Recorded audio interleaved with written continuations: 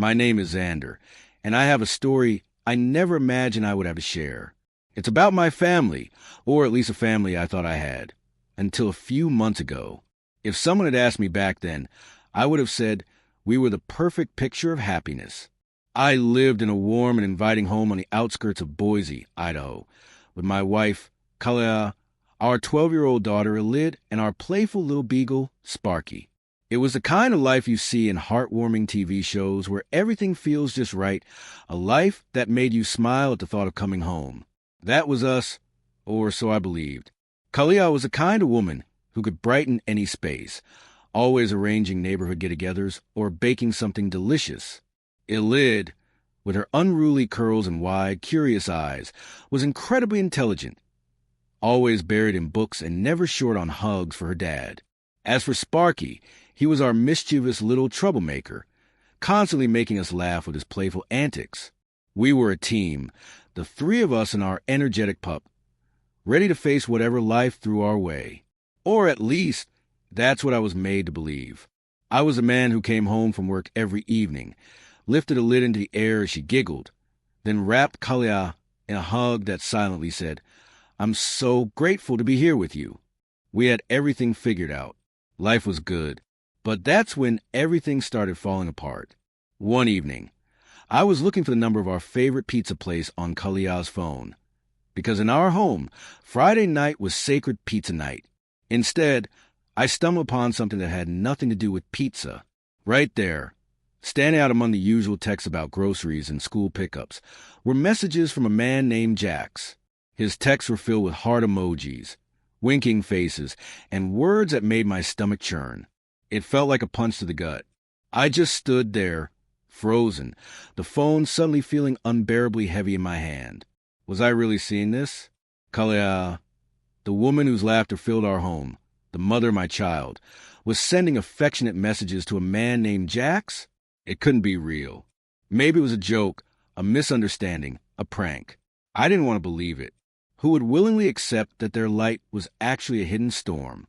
I put the phone down, completely forgetting about the pizza. I tried to act normal, but inside, my mind was a whirlwind of doubts and questions. I watched Kalea on a lid, wondering if I was just imagining things. But those messages haunted me. A dark shadow had settled over our once cozy home, and suddenly, it didn't feel so warm anymore. I needed answers, but I was terrified of the truth.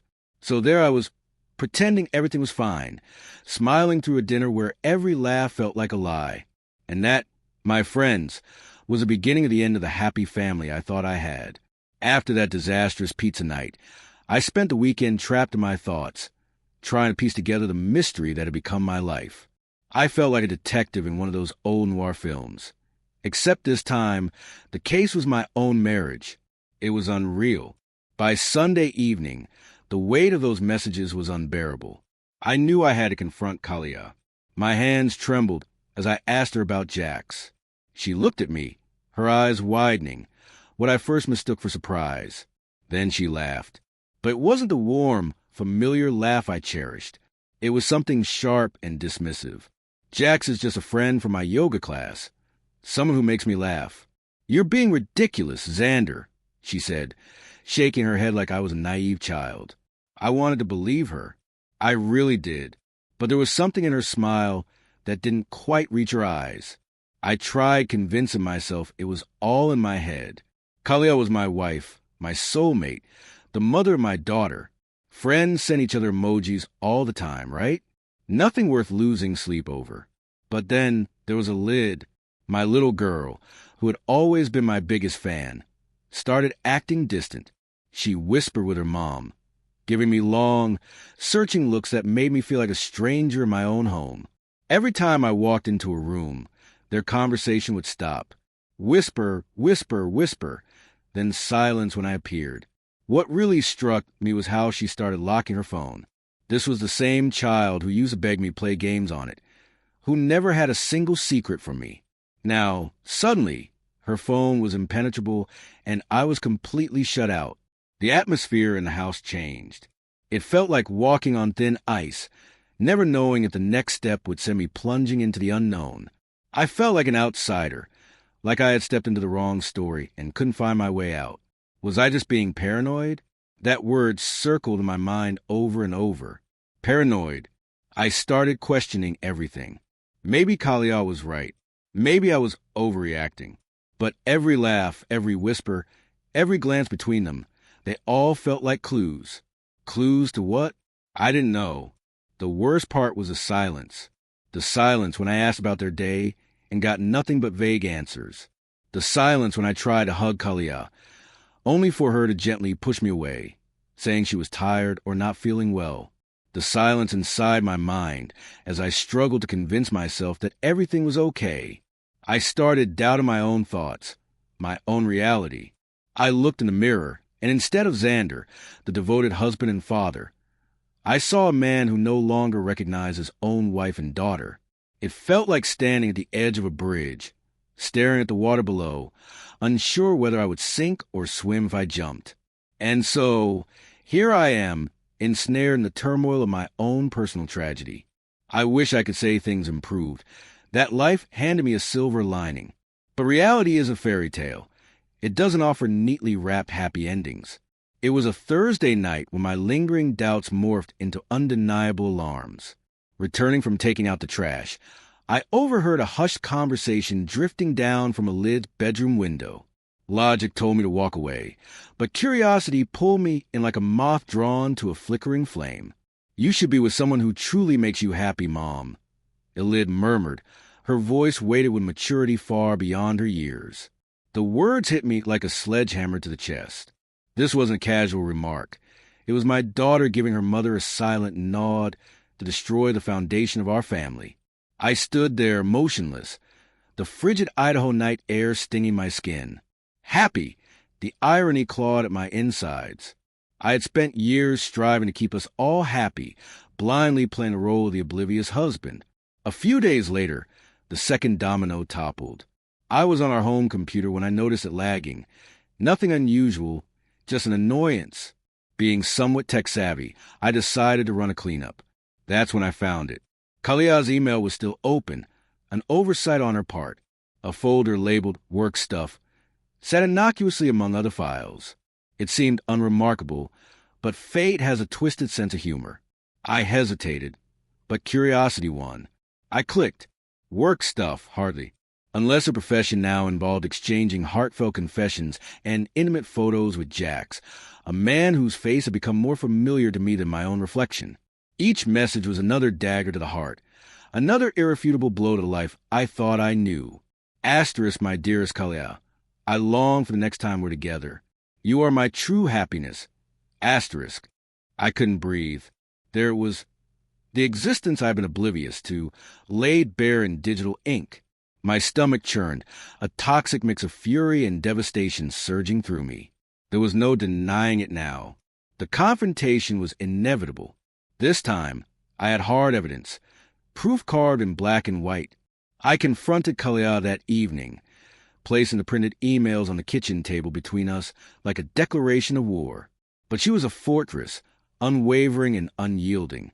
With a defiance I had never witnessed before, she denied it all, her eyes burning with an almost accusatory fire. "You violated my privacy, Xander," she spat, flipping the blame with unnerving ease. "Don't you trust me?" As if I were the betrayer, as if I had dismantled our vows. For a brief, shameful moment, I wavered. Was I truly the villain here? Had I gone too far? Had I shattered the sacred trust between husband and wife? But no, I wasn't the villain. I was merely the fool, the blind man who had believed in a perfect family portrait, only to realize it had been painted with disappearing ink. The stage was set, the actors in place, and the deception, the relentless, gut-wrenching deception, had only just begun to unravel. I needed a plan, so I devised one. I told Kalia I had a business trip, a last-minute deal that couldn't be postponed. She kissed me goodbye with the same detached peck that had become our routine, and Alid barely acknowledged my departure, her attention glued to her phone. But I never went to the airport. Instead, I parked a street over in my buddy's battered Camaro. There I sat, slouched low in the driver's seat, a baseball cap shielding my face, heart pounding like a war drum. It felt like a stakeout of my own life, a reality too twisted to accept. As the hours crawled by, doubt began to creep in. What if I had misread everything? What if those messages and emails were just, what?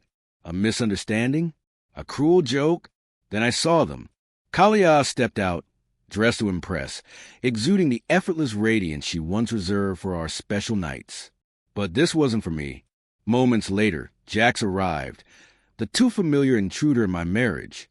My breath hitched as they met on the sidewalk, laughing, their hands instinctively finding each other. And just like that, my heart didn't just break. It shattered. They were headed to Luciano's. The kind of place with cloth napkins and candlelit tables. The kind of place we had saved for anniversaries. I followed at a distance, the Camaro's engine a steady hum beneath my grief. From across the street, I watched them through the restaurant window as they settled into our spot, the intimate corner table with a perfect view of the park. When Jax lifted Kalia's hand and pressed a kiss to it across the white tablecloth, it was as if I were watching a scene from someone else's love story, except I knew every line. I wanted to charge inside, to flip tables and demand explanations, but I didn't. I sat there, a silent spectator to my own unraveling reality. My hands clenched around the steering wheel, knuckles ghostly white. It was real, every last bit of it. The deceit, the betrayal, it wasn't a mistake. It wasn't a moment of weakness. It was a choice, her choice, and it annihilated everything. You'd think after witnessing my wife in the arms of another man, I'd had my fill of heartbreak. But when life knocks you down, you either stay down or you rise, fists clenched, ready for round two. I spent the night suffocating under the weight of what I had seen. I couldn't eat. I couldn't sleep. Every time I closed my eyes, I saw them, smiling, whispering, living a reality where I was nothing more than an afterthought. By morning, I knew what I had to do when I confronted Kalia. There was no escape, no excuses left to hide behind. This time, I had more than words. I had evidence, photographs as irrefutable as daylight. I held up my phone, the images glaring between us in the suffocating silence of our kitchen. You and Jax, I said, my voice a steady drumbeat. At Luciano's, our table. I watched her closely, waiting for the mask to slip, for the lies to shatter. Kalia's expression flickered, shock, fear, anger, before it settled into something eerily close to remorse. Xander, she whispered, her voice trembling, the first sign of authenticity I had heard from her in months. Then she crumbled, tears spilling freely, hands trembling. The affair was no longer in question. But the why, that was the final, brutal blow. You changed, Xander. You stopped being fun. You became so serious, so dull. Jax, he makes me feel alive. It was like she had wrapped my own blame in a neat little package and handed it back to me, as if I had been the one to push her into another man's arms. My stomach churned, disbelief warring with fury. And then a lid. She had been lurking in the hallway, a silent shadow listening in. But at her mother's sob, she burst forward like a storm. "Dad, how could you?" she screamed, her face contorted with betrayal. "You made Mom unhappy. You ruined everything." My own daughter, my precious little girl, looked at me as if I were the monster in this story. And just like that, the ground collapsed beneath me. The confrontation I had envisioned as the climax of this ordeal was merely the prologue to a harrowing journey through blame and sorrow. I became the husband whose wife had abandoned reality for a fantasy, the father whose daughter no longer saw him as a hero, the man who foolishly believed he could salvage something that had already crumbled beyond repair. I lay awake in the suffocating darkness, the betrayal looping through my mind like a cruel, unending reel. By the time dawn stretched its pale fingers across the ceiling, my resolve had solidified. No more playing the fool. No more Xander, the passive casualty. It was time to reclaim my power. Time to retaliate. First order of business. Money. It always boils down to finances, doesn't it? I access our online banking with an unwavering determination, my fingers gliding over the keyboard as I transfer the bulk of our savings into a newly opened account. This time, solely under my name. Then came the credit cards. With methodical precision, I severed every single one linked to Kalia, ensuring that she and Jax wouldn't be indulging in their stolen moments on my hard-earned dime. But that was merely the opening act. The real reckoning belonged to Jax, or rather, his oblivious wife. How does one inform a complete stranger that her reality is nothing but an illusion? There is no etiquette for such revelations, no sympathy-laced script to soften the blow. I discovered her through social media. A beaming face framed beside Jax in a photograph captioned with hashtag Italian Soulmates. The irony was suffocating. My pulse thundered as I dialed her number and requested to meet. She hesitated but agreed. We selected a neutral venue. A bustling cafe with a hum of daily life would drown out the wreckage about to unfold. Sitting across from her, I felt as though I held an explosive device, the pin already discarded. Taking a steadying breath, I laid everything bare, the messages, the pictures, the whispered confessions. I watched as her features contorted from confusion to anguish and finally settled into a numb, resigned acceptance. Her world disintegrated before my eyes, and in that moment, a fracture split through my own resolve. What was I doing? Was this justice? Or was I merely inflicting suffering? But there was no retreat. Pandora's box had been pried open, and its contents spilled forth, unchecked and irreversible. She murmured a soft, "Thank you," before leaving, vanishing into the chaos of the city. I never saw her again, but I knew that I had ignited the very fire that would consume Jax's existence, just as he had done to mine. I drove home that day, a vengeful specter, cold and vindicated. But as the adrenaline waned, a gnawing emptiness took its place. I had struck back, but at what expense? Kalia's world had been rocked, but so had Eli's, and Jax's wife, another casualty in a battle she never enlisted in. Revenge is an intoxicating venom, sharp and merciless, spreading like wildfire until everything lies in ruin. And when the embers fade, all that remains is the question, was the heat worth the devastation? The first domino to topple was Jax. His wife was no fragile damsel. She was a force of nature, storming into Kalia's workplace. She detonated the truth, armed with every scrap of evidence I had provided. The company's no-fraternization policy left no room for discretion. Jax was dismissed without hesitation, his reputation sullied beyond repair. Word of his downfall spread like an unchecked blaze, reaching even those who had distanced themselves from me. Messages flooded my phone, inquiries wrapped in feigned concern. "Did you hear? Are you okay?" I wasn't. I was drowning in the very tempest I had unleashed. Kalia was incandescent with rage. The day she discovered the truth, she stormed toward me, her fury a living, breathing entity.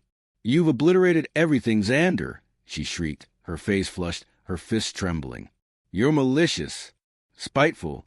Her accusations were a storm of venomous words, but none cut as deeply as Eli's silence.